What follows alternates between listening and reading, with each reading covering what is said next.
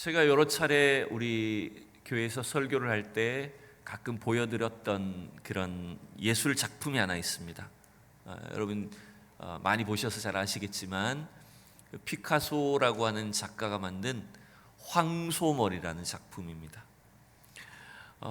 이 작품은 피카소가 1942년도에 어느 날 길거리에 버려진 고물 자전거를 보고 거기에서 버려진 안장과 그리고 녹슨 핸들을 떼가지고 그걸로 이제 연결해서 만든 작품입니다. 안장 윗부분에다가 이 자전거 핸들을 붙여서 그 모양이 얼핏 보면 황소머리처럼 이렇게 보이게 만든 겁니다.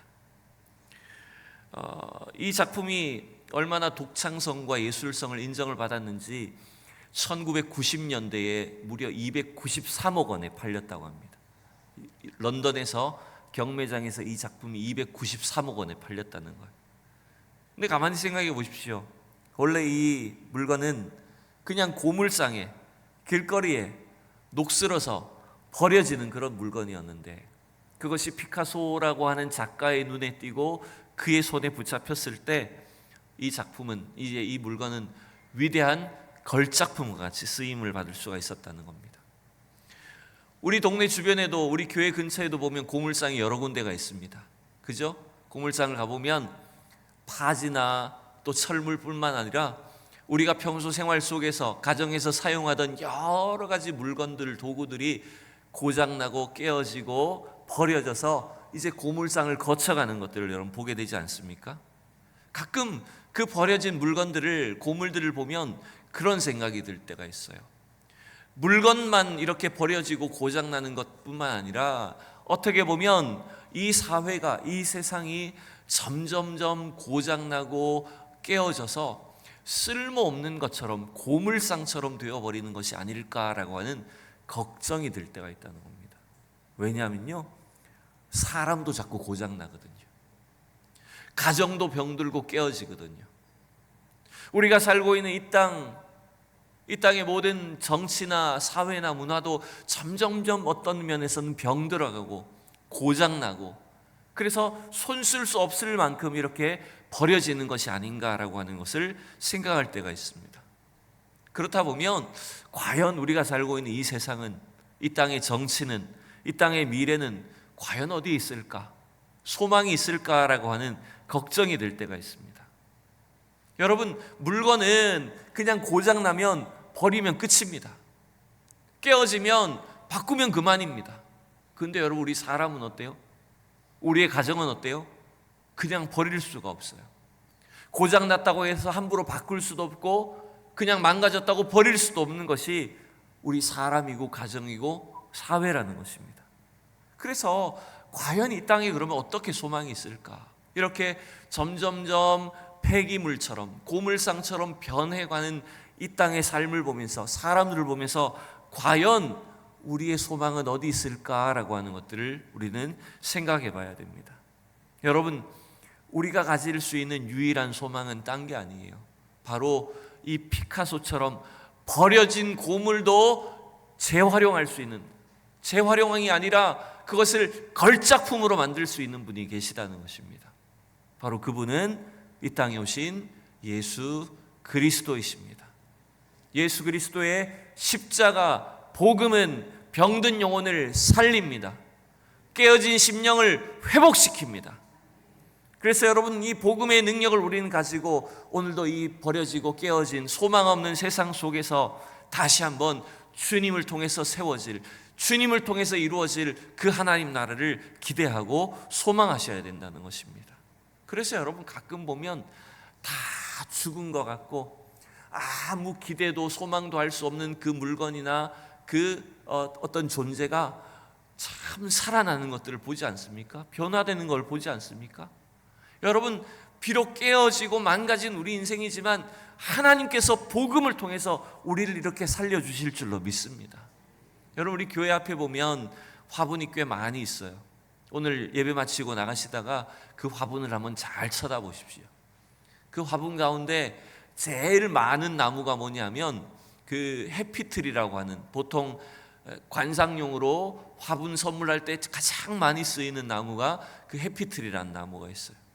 근데 그 나무 중에 보면 작년에 우리 장 집사님이 그 당근에서 나무를 하나 사온 적이 있어요. 근데 그 나무가 참 볼품이 없고 세력이 이제 다 죽고 키만 이렇게 빗쭉 크고 그렇게 보기도 싫은 그런 나무였는데 그걸 지하에 갖다 놓으려다가 이제 지하에는 살 수가 없으니까 1층 로비에 놔뒀었어요. 근데 그 나무를 우리 권사님들이 막 분갈이를 하고 거름을 주고 그랬더니 여러분 저도 어제 발견했어요. 집사님 얘기해서 어제 발견했어요. 꽃이 폈습니다, 여러분. 근데 제가 조사를 해보니까 그게 해피트리라는 나무가 아니래요. 비슷한 종류긴 한데 그 꽃이 피는 나무는 뭐냐면 녹보수라는 나무랍니다.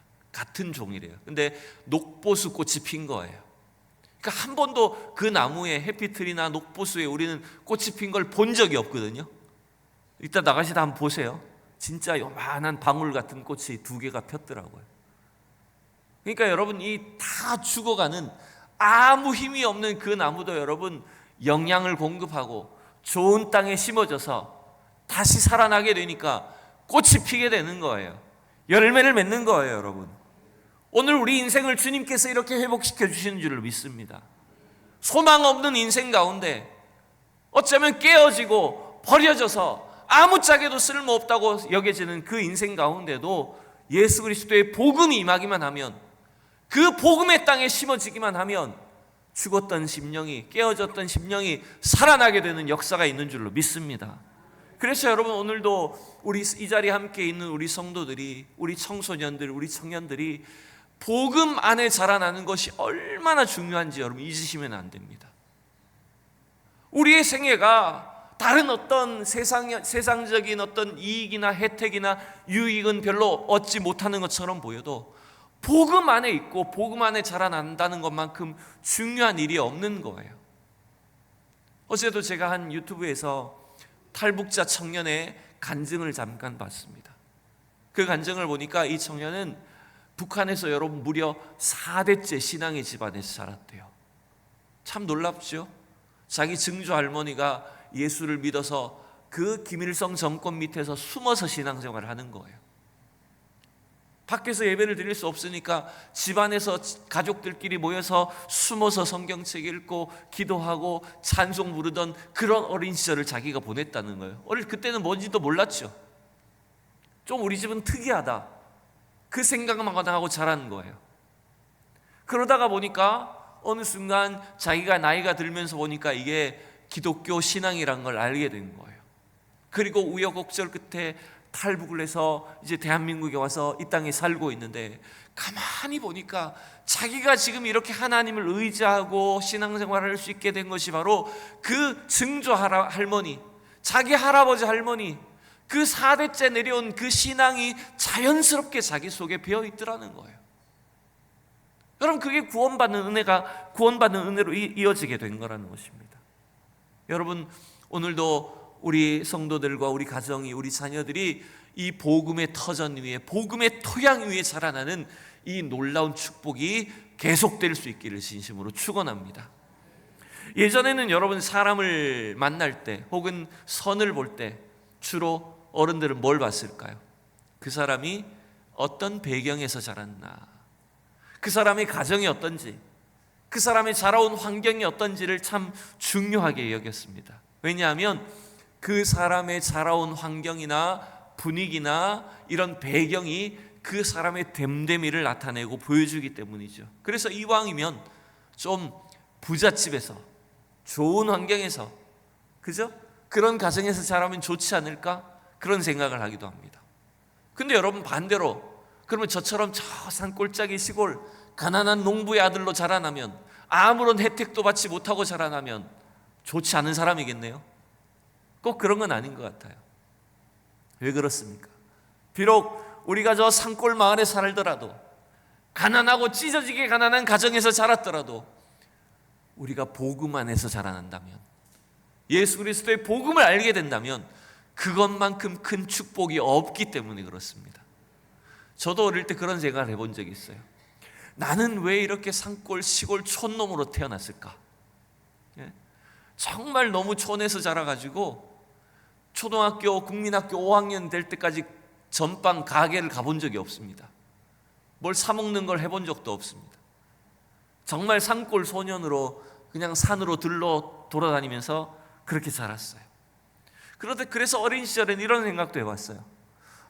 나도 좀 도시에서 저렇게 세련된 아이들처럼 자라나면 좋은 교육 혜택도 받고 학원도 좀 다녀보고 이런 기회도 많았을 텐데 나는 왜 이렇게 산골짜기에서 태어나서 가난한 시골 마을에서 이렇게 자라났을까? 좀 그게 아쉬운 마음이 들더라고요, 여러분.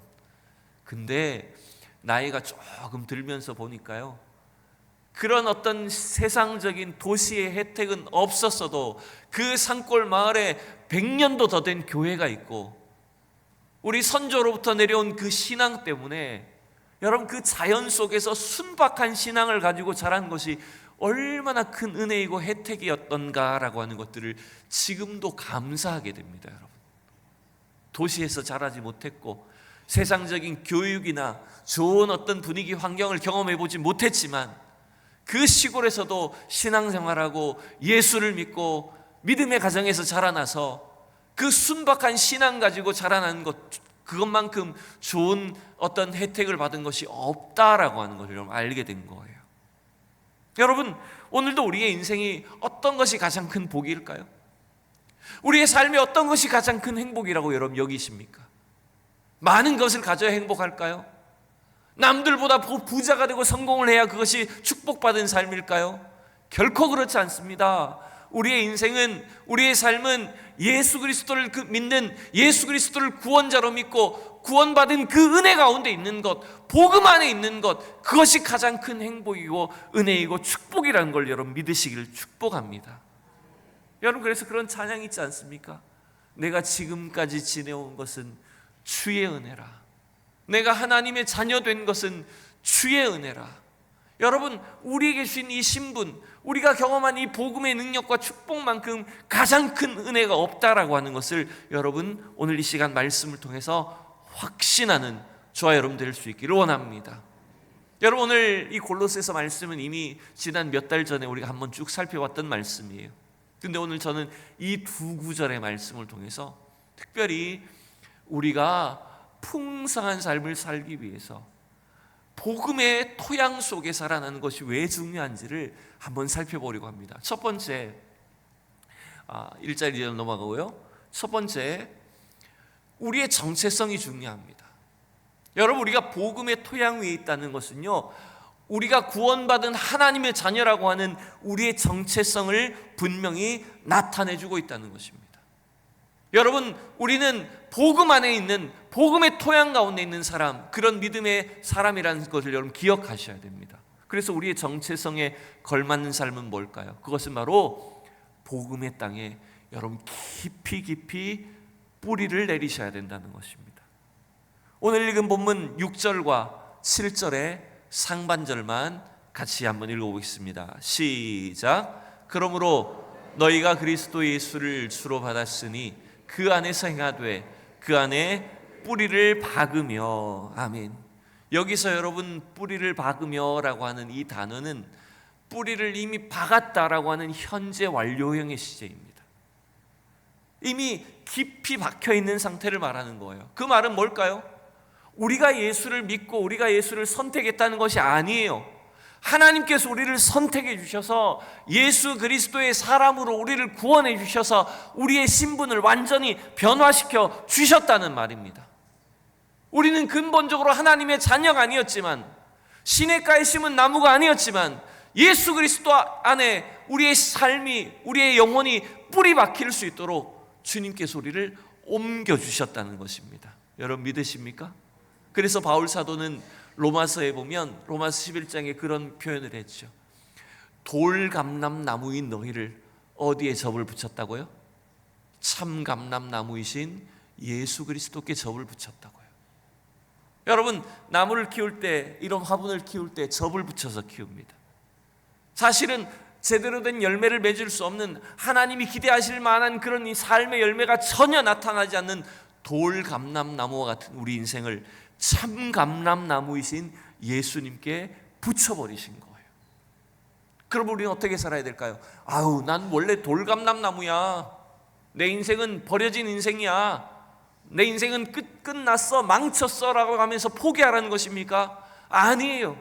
우리 속에 여전히 그런 돌감람나무의 죄성과 돌감람나무의 악한 본성이 남아있지만 끊임없이 참감람나무이신 복음이신 그리스도께 뿌리를 내리라는 겁니다. 날마다 그 뿌리로부터 영양분을 공급받으라는 것입니다. 여러분, 내가 하나님의 자녀인 것, 또 내가 바로 예수 그리스도 그 복음 가운데 있다라고 하는 그 우리의 신앙의 정체성을 분명히 잊지 않는 우리 성도들이 되셔야 됩니다. 특별히 우리 청년들, 우리 주일학 중고등부 친구들이 돼야 됩니다. 왜냐하면 이 친구들이 그 복음의 토양 위에 있다는 것을 기억해야 먼 훗날 어떤 인생의 시련을 경험하고 또 환난을 경험하더라도 나는 하나님의 자녀야 라고 하는 분명한 신앙의 확신 가운데 있게 되는 거예요. 여러분의 신앙의 정체성을, 여러분의 뿌리가 어디에 있어야 되는지를 늘 기억할 수 있기를 진심으로 축복합니다. 예수 그리스도 복음 가운데 날마다 뿌리를 내리고 믿음이 자라나가는 우리 성도들 될 수 있기를 축복합니다. 두 번째, 여러분 우리가 기억해야 될 것은 우리의 신앙의 정체성이 예수 그리스도라는 토양에 있다면 그 다음에 어떻게 해야 될까요? 성장해야 된다는 겁니다. 자라나야 된다는 겁니다. 여러분 가만히 생각해 보세요. 우리의 신앙이 그리스도라는 복음의 토양 가운데 있다는 것은 구원이 이루어진 것을 말해요. 이신칭의의 구원이 우리에게 이루어진 겁니다. 그런데 여러분, 그냥 그 자리에 가만히 멈추어 있다면 어떻게 되겠습니까? 자라지 않는다면 어떻게 됩니까? 아무 소용이 없는 거예요. 식물을 키우시는 분들은 분재를 참 좋아하죠. 그 식물을 억지로 못 자라게 해서 모양만 이렇게 작게 만들어 버립니다. 근데 여러분, 그건 식물에게 있어서는 고통입니다.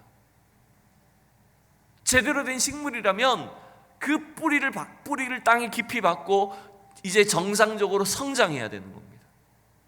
우리가 예수 그리스도의 자녀, 하나님의 자녀가 되고 신앙의 뿌리 가운데, 복음 가운데 뿌리를 내리고 있다는 것은 우리의 믿음이 날마다 복음의 영양분을 공급받고 흡수해서 자라가야 된다는 것입니다. 자, 오늘 말씀해 보십시다. 7절 중간 부분. 자, 7절 오늘 제가 좀 구분했지만 7절 읽어봅시다. 그 안에 뿌리를 박으며 세움을 받아 교훈을 받은 대로 믿음에 굳게 서서. 여러분, 뿌리를 박으며 란 단어는 완료형 시제라고 그랬어요. 이미 이루어진 일을 말하는 겁니다. 그런데 여기서 세움을 받아 라는 이 단어는 현재 진행형입니다. 즉 우리가 자라나는 일, 우리의 믿음이 성장하고 변화되는 일은 매일매일 계속돼야 되는 일입니다. 제가 늘 우리 어르신들께 이런 설교를 하면 좀 부담스럽지만, 여러분, 내가 나이가 몇 살인데 지금 어떻게 믿음이 자랍니까? 내가 어떻게 신앙이 자랍니까? 혹시라도 이런 생각하실 수 있겠지만 여러분, 절대 그런 마음 먹지 마십시오. 우리가 70, 80, 90이 되어도요, 주님 안에 우리의 믿음은 날로 자라날 수 있습니다. 우리의 신앙은 날로 성장해야 됩니다. 여러분, 그런 믿음으로 우리가 자라나야 됩니다. 그래서 여러분, 복음은 처음 구원이 이루어질 때는 그 복음은 출발선이긴 하지만 동시에 출발선에서 이제 출발하면 어떻게 해야 됩니까? 나 구원받았어. 끝입니까? 달려가야 되는 겁니다. 하나님이 우리를 향해서 부르신 부름의 상을 위해서 표대를 향하여서 달려나가야 되는 것이 우리의 신앙생활이라는 것을 여러분 절대로 잊지 마시기를 바랍니다. 날마다 그리스도의 복음으로 충만해서 그 복음의 은혜와 기쁨이 감격스러워서 내 믿음이 자라나고 내 인격과 신앙이 성장하고 변화되어가는 이 놀라운 은혜가 우리 성도들 가운데 이루어질 수 있기를 축복합니다. 자, 세 번째입니다. 자, 뿌리를 받고 그 다음에 성장하면 그 다음에 자동적으로 뭐가 나타나야 됩니까? 열매가 맺어져야 됩니다. 오늘 이 짧은 골로새서 2장 6절과 7절에 이 세 가지의 모습이 다 드러납니다. 특별히 오늘 골로새서 저자인 사도 바울이 그 성숙한 신앙의 열매를 뭐라고 표현했냐면 감사로 표현했어요. 오늘 7절을 다시 한번 읽어봅시다. 다 같이. 자, 시작. 그 안에 뿌리를 박으며 세움을 받아 교훈을 받은 대로 믿음에 굳게 서서 감사함을 넘치게 하라. 아멘. 여러분, 우리의 신앙이 복음의 토양 위에 뿌리를 박히고 그 복음 안에서 날마다 믿음이 자라나고 결국은 그 열매들, 특별히 오늘 골로새서를 통해서 기대하는 열매를 뭡니까? 감사라는 열매가 넘쳐야 된다는 거예요. 여러분, 우리 신앙이 건강하다라고 하는 증거는 딴 게 아닙니다. 아까 말씀드렸듯이 저 화초에도 다 죽어가던 나무처럼 보이지만 그 나무에도 어느 순간 꽃이 피는 거예요. 열매가 맺는 거예요. 참 신기하더라고요. 저는 이 화분, 화초 키우는 은사가 없습니다. 그래서 제가 우리 교회 와서 무수히 많은 화분을 제가 죽인 것 같아요. 물론 꽃 피운 화분도 있습니다만, 그 중에 꽃나무들이 몇 개 있었는데 저는 겨울에 이 나무를 관리를 좀 잘못해가지고 어느 해는 냉해를 입혔어요. 그래서 이 나무가 다 말라 죽은 줄 알았어요. 그 영산홍 꽃이었는데, 그래서 제가 보기에는 이 나무가 분명히 이제 냉해를 입어서 얼어가지고 다 죽은 것 같다. 그래서 가지를 보니까 뚝뚝 부러지더라고요. 손으로 부러뜨리니까 가지가 다 부러져요. 그래서 가위로 그냥 다 전지를 해버렸어요. 제 생각대로 다 죽은 것 같아서. 그 다음에 그냥 내가 버려야 되겠다 생각을 하고. 근데 여러분, 놀랍게도 가지를 거의 다 전지를 했는데요, 그 다음 해가 되니까 어떻게 됐을까요? 다시 잎이 나기 시작하는 거예요. 분명히 제가 봤을 땐 이건 얼어서 죽었는데, 그 다음 다 말라 죽은 줄 알았는데, 그 죽었던 가지에, 죽었던 나무에 이파리가 나오더라고요. 그 지금 다시 살아나 있어요, 그 나무가. 여러분, 참 하나님 하시는 일은 놀랍습니다. 아무것도 할 수 없고 정말 다 죽은 것 같은 우리 그런 인생 속에서도, 아무런 열매도 기대할 수 없는 그런 망가진 생애 속에서도 성령의 열매를 맺게 하시는 줄로 믿습니다. 특별히 오늘 이 골로새 교회 성도들에게는요, 감사라는 열매가 넘쳐야 된다는 거예요. 여러분, 사실 골로새 지역은요, 기후적으로, 지리적으로, 위치적으로 굉장히 어려운 지역입니다. 그 근처에 있는 히에라볼리나 라우디게아에 비하면 지리적으로 굉장히 열악한 동네였어요. 그리고 먹고 사는 것, 그 문제조차도 힘든 동네였어요. 근데 그 어려운 동네에 있는 성도들이 예수 그리스도의 복음을 받아들이고 그런 여러 가지 핍박과 고난과 어려운 환경 속에서 예수 믿는 그 신앙 때문에 뭐가 터져 나오는 걸까요? 감사가 터져 나오는 거예요. 주님 앞에 막 기쁨이 터져 나오는 거예요. 여러분, 이런 은혜를 여러분 날마다 경험하셨으면 좋겠어요. 지난주에 금요기도회를 드리면서 기도를 하면서 그런 마음이 들더라고요. 저도 마찬가지지만 우리 성도들이 참 이 땅의 일상을 살면서 얼마나 어렵습니까? 얼마나 많은 시련과 고난이 찾아옵니까? 우리 마음을 흔들고 원망하게 하고 불평하게 하는 그 얼마나 많은 일들이 있습니까? 그런데 참 놀라운 게 있어요. 그런 나의 마음을 힘들게 하고 연약하게 하고 곤란하게 하는 그 모든 어려움이 도리어 하나님의 은혜를 알게 하는 감사의 고백이 되더라는 거예요. 그래서 너무 기쁜 거예요. 상황은 어려운데, 나를 둘러싼 환경은 너무나 불평불만이 가득할 수밖에 없는데, 오히려 그 속에서 주님의 이름을 부를 수 있고 주님께 기도할 수 있는 것, 그게 너무 기쁜 거예요. 그래서 너무 기쁜 나머지 눈물이 나오고 감사의 고백이 터져 나오더라고요. 여러분, 오늘 우리의 신앙이, 우리의 삶이 환경이 좋아서 기쁜 게 아닙니다.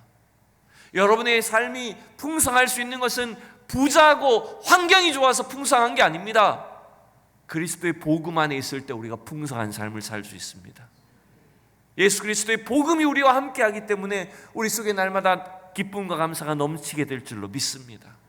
여러분, 날마다 이 복음 안에 머물러 사는 삶을 사셔야 됩니다. 복음의 능력을 날마다 기대하십시오. 복음의 능력으로 우리의 자녀들이 변화될 것을 믿으십시오. 하나님 우리 가정을 복음으로 세워주시도록 기도하시기 바랍니다. 여러분, 그러면 주님이 주시는 그 복음의 능력과 기적을 날마다 경험하는 저와 여러분 되기를 원합니다. 이제 말씀을 맺겠습니다. 성경에는 잘못된 땅에 심어지고 잘못된 땅에 뿌려졌다가 망가진 인생, 버려지고 깨어진 사람들의 이야기가 참 많이 나옵니다. 그 중에 한 명이 우리가 잘 아는 여리고의 삭개오라는 인물이 있죠. 우리 주일학교 친구들을 위해서 좀 그림 자료를 띄웁니다. 삭개오라는 인물이 있죠. 여리고의 세리장이었던 삭개오는 사람들로부터 업신여김 당하고 멸시의 대상이었기 때문에 어떻게 복수를 했습니까? 세금으로 사람들에게 복수를 합니다. 동족들에게 세금을 매겨서 자기 배를 불리면서 사람들을 괴롭힙니다. 그러나 아무도 이 삭개오를 좋아하지 않습니다. 삭개오에게 손가락질하고 다 등을 돌립니다. 그러던 어느 날 여리고에 누가 찾아옵니까? 예수님이 지나가신다는 소문이 들립니다. 그러나 키가 작았던 삭개오는 예수님을 볼 수도 없고 무리들 속에 끼어들 수도 없습니다. 그래서 자기가 선택한 방법은 뭐예요? 어느 나무? 뽕나무 아니고, 옛날엔 뽕나무였죠. 성경 요즘엔 돌감람나무. 아무튼 바뀌었어요. 그 나무 위에 올라가서 지나가던 예수님을 물끄러미 보고 있는데 놀라운 일이 생깁니다. 지나가던 예수님이 삭개오를 알고 계셨어요. 삭개오야, 이리로 내려오라. 내가 오늘 너희의 집에 유하여야겠다. 그 깨어지고 망가진 인생, 미움만 가득하던, 원망만 가득하던 삭개오를 주님께서 불러주시고 그 집안에 들어가셨어요. 여러분, 이건 단순히 예수님이 그 집에서 밥 먹었다는 게 아니에요. 삭개오의 심령에 복음이 들어갔다는 겁니다. 삭개오의 인생에 복음이 들어갔다는 겁니다. 이 놀라운 은혜를 경험한 삭개오는 어떻게 바뀝니까? 그 예수님 때문에 사람이 달라져 버립니다. 자기가 지금까지 남에게 등쳐먹고 속인 것은 4배로 갚겠습니다. 자기의 절반을, 또 자기의 재산의 절반을 가난한 사람에게 주겠습니다. 그리고 자기가 남을 괴롭히고 속인 것은 4배로 갚겠습니다 라고 자기의 재산을 나누어 주는 사람으로 바뀌고 말았습니다. 여러분, 이 삭개오는 어떤 인생이 된 거예요? 아무짝에도 쓸모없는, 돈은 많았지만, 재산은 많았지만, 세상적으로도 하나님 나라에서도 아무짝에도 쓸모없던 망가진 인생이 이제 예수 그리스도의 복음이 그 안에 들어감으로 인해서 주님이 가장 아름답게 사용하시는 귀한 도구가 됐어요. 걸작품이 된 거예요. 여러분, 주님이 저와 여러분들을 이와 같이 불러주셨음을 믿습니다. 하나님, 나는 가진 것도 없고 출신도 부족하고 나의 성격도 부족하고 참 여러 가지로 부족한 것 투성이지만 복음 때문에, 예수 그리스도의 복음 때문에 내가 목사도 되고 장로 되고 권사도 되고 하나님의 교회 일꾼이 되고 주님의 나라에 이렇게 쓰임받을 수 있게 하신 것, 이것만큼 놀라운 기적이 없는 줄로 여러분 믿으시기 바랍니다. 그래서 여러분, 날마다 이 기적적인 은혜를 복음 안에서 경험하고 날마다 그 복음 안에서 자라가고 복음 안에서 풍성한 열매를 맺어가는 우리 모든 성도들, 우리 유초등부, 중고등부, 우리 청년들, 우리 모든 장년들이 다 될 수 있기를 진심으로 축복합니다.